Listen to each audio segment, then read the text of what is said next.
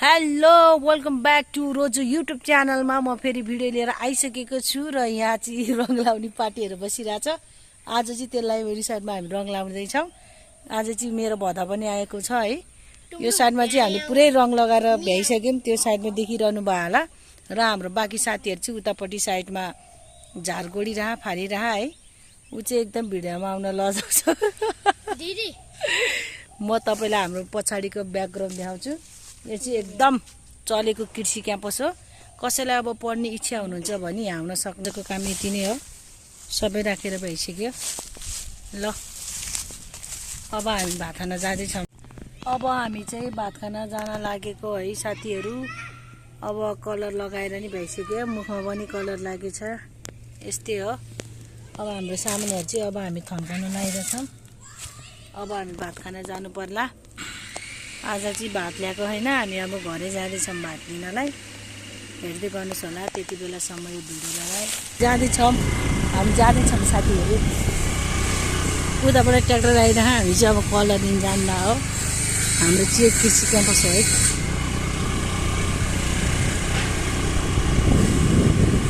उहाँले भिडियो गर्नु चाहिँ हाम्रो पनि भिडियो हाल्दैन है। ल हामी जाँदैछौँ साथीहरू। उता तिनीहरू छोडेर मात्रै यसलाई फेरि हेलमेट चाहियो अरे। चौकीमा समाउँदैन हो, सबैजना हाम्रै ग्रुपा हो होइन त। हेर्नुहोस् हामी चाहिँ उता साथीहरूबाट जानु लाग्यो। अब हामी चाहिँ यो खाना यो खाना छोडेर नजानु लाग्यो। अनि हामीलाई अब रङ पनि ल्याउनु भने अब रङ पनि जानु लाग्यो हो। ऊ त्यो नबिना हो यो काली ढोसी बसिरह हो। यहाँ ब्लग भइरह। हेलो भन। हेलो नमस्ते। खोइ त भाउजू हामी रङ लिन गयो है। त्यताबाट भात ल्याउँछु। खोइ त भाउजू। ल साथीहरू हामी जाँदैछौँ। बाई। बेलुका युट्युबमा आउँछ। म चाहिँ हेर्ने यो भिडियो।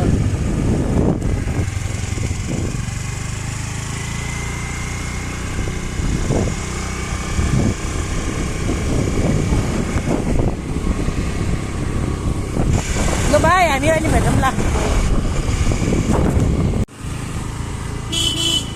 कलर लिन गएको है हामी अहिले।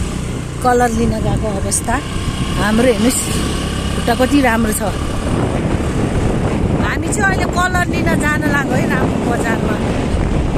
कलर सकेको अवस्था यो राष्ट्रिय यो चाहिँ हाम्रो एकदम राम्रो चलेको क्याम्पस हो, कृषि क्याम्पस। सरस्वती मन्दिर पनि यहीँ छ, दर्शन गर्न आउन सक्नुहुन्छ। यति राम्रो क्यामेरा छ। ओहो मान्छे त मेरो हेर्नु साथीहरू, मेरो फेरि यति राम्रो मोबाइल छ के भनिदिनु खै।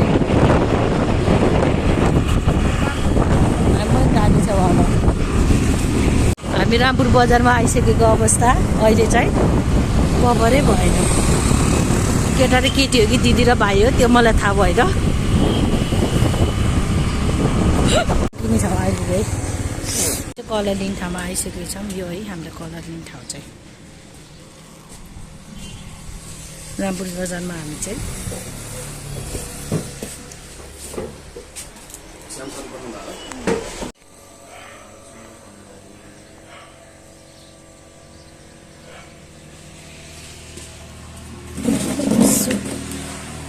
रङ लिँदैछौँ हामीले शर्मिलाले।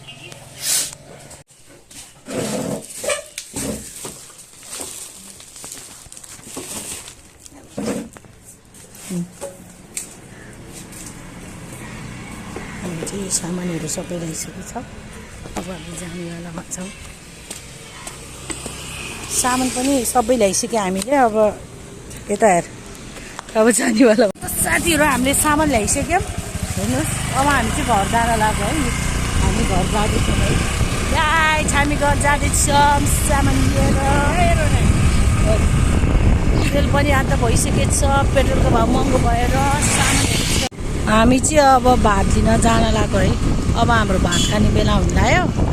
यो चाहिँ हाम्रो सामान हामीले सामानहरू ल्याइसक्यौँ गाडी सामान छ अब भनेको यात्रा चाहिँ हामी भात लिनलाई जानलाई हो किनकि आज हामी सबैजनाले पैसा उठाएर मासु बनाएर ल्याएको छ हामी चाहिँ अब खाना दिन जान लागेको हो यो चाहिँ हाम्रो घर जाने बाटो हो यो चाहिँ हाम्रो रामपुर स्कुल हो पहिला हामी यहीँ पढेको हो 10 कक्षासम्म पढ्यौँ त्यहाँभन्दा धेरै पढ्न सकेनौँ साथीहरू यो चाहिँ सब गुरुङहरू है कत्रो भयो हाम्रो घर कहिलेको लागि यत्रो अब चाहिँ मोन्टेसरी स्कुल आउँदैछ मोन्टेसरीको बसहरू यहाँ यसरी पार्किङ नभएर यस्तरी राख्छ स्कुल राम्रो हो पढाइ राम्रो हो तर पार्किङ गर्ने चाहिँ एकदम नराम्रो हो यो ठाउँको चाहिँ मोन्टेसरी अल्फाबेटको चाहिँ यहाँ अल्फाबेट पार्किङ भएन है अल्फाबेट तिम्रो यो चाहिँ हाम्रो घर है मेरो गाउँ आइपुग्यो पोल्टी डाँडा कुखुरा धेरै पालेको भएर यसको नाम पोल्टी डाँडा भयो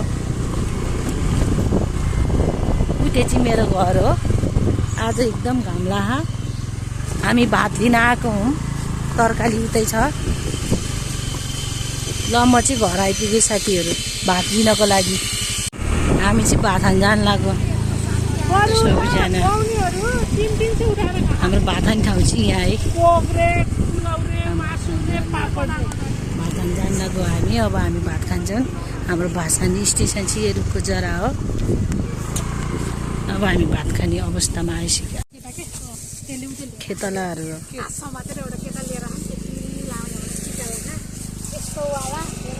काम गर्ने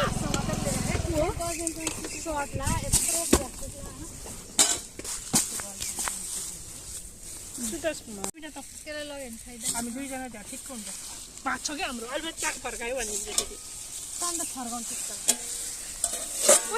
ल अब छिटो भात हालौँ त भात खाऊँ ल भात खान मन लागिसक्यो अब हामीलाई भोक लागिसक्यो आज त ढिलो खायो भने आलुले बेहायो भने चाकचट खालिदिँदैछ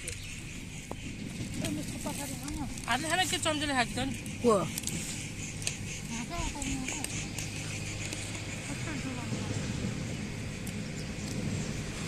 एउटा सर आएछ अरे फेरि धेरै नि फाँदैन कि 9-10 यस्तै बजे थियो अनि त्यो सरले त चुरोट खाँदै आयो नि त कहाँ हिँडेको तिमी भनेर सोधेर दाइलाई म त यस्तो बहिनी फर्काएर आएको घरै चिनेन भनेर नि तिमीलाई त कुनै केले भेट्यो भनेर चुरोट खान्थ्यो अरे अनि त्यो चुरोट कहिले नखानेहरू दाइले सुर्ती खान्छ चुरोट गफ सुनिरह्यो खाना आइसकेपछि शर्मिलाले ल त साथीहरू आजलाई यति नै भोलि फेरि अर्को भिडियो लिएर आउँछु त्यति जेलसम्मको लागि लाइक सब्सक्राइब सेयर गरिदिनु होला र माया पनि गरिदिनु होला हस् त बाई बाई